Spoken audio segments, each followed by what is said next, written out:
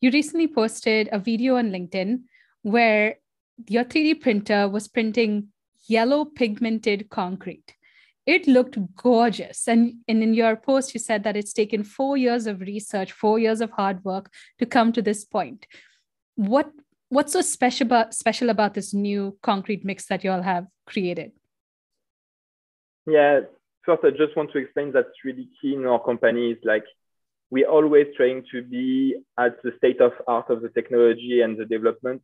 And we have a lot of R&D going on, looking at reinforced material, colorized material, analysis of all the data and capturing all the quality control in the process. So that's just one of our R&D research we just released.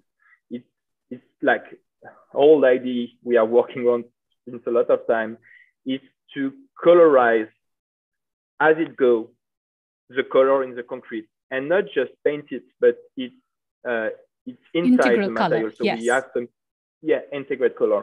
And this idea behind this is like we want to automatize everything, but we want to automatize also the architectural and the quality and the picture. And the idea here is because we have a specific system where we have some additive inside the nozzle.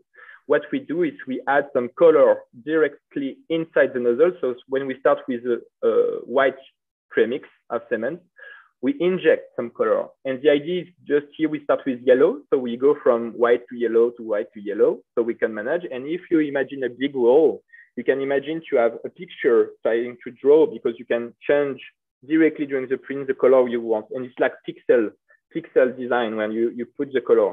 And we have this technology where we could put as like 4 color. So it could start with R and RGB.